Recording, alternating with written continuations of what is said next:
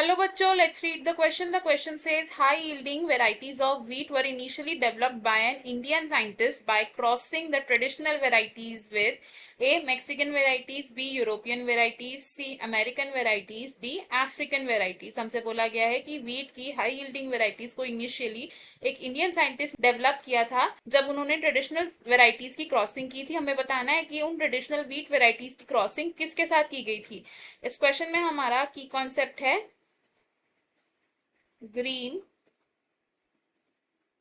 Revolution. तो green revolution एक agricultural revolution है जिसको इंट्रोड्यूस किया गया था to increase the yield of the crops. अब ग्रीन रेवोल्यूशन शुरू हुई थी इन 1960s एंड अगर हम बात करें व्हीट क्रॉप की यील्ड की तो 1960s से लेके 2000s तक जो व्हीट की यील्ड है वो इंक्रीज हो गई थी।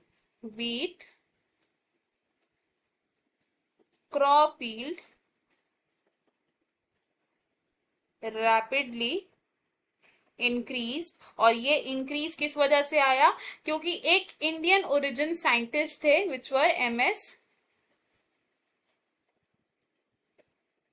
स्वामीनाथन। एमएस स्वामीनाथन को फादर ऑफ ग्रीन रेवोल्यूशन भी कहा जाता है और एमएस स्वामीनाथन ने काम किया था, he worked with Norman Borlaug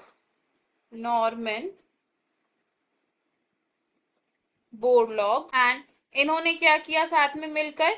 Indian wheat traditional wheat varieties को, इंडियन नेटिव व्हीट वेराइटीज की क्रॉसिंग की विद द मैक्सिकन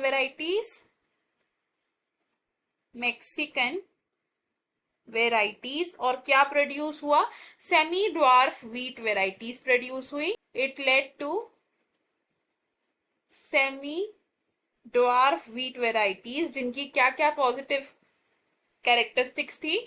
ये हाई यील्डिंग वेराइटीज थी, हाई yielding varieties थी।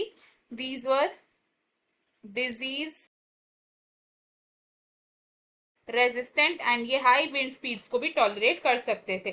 तो अगर हम ऑप्शंस देखें तो हम यहाँ से क्या कंक्लूड कर रहे हैं कि इंडियन ट्रेडिशनल व्हीट वेराइटीज को मैक्सिकन वेराइटीज के साथ क्रॉस किया गया था by to develop high yielding varieties. Option B, option C and option D wrong हो जाएंगे। इस क्वेश्चन में हमारा फाइनल आंसर ऑप्शन ए है।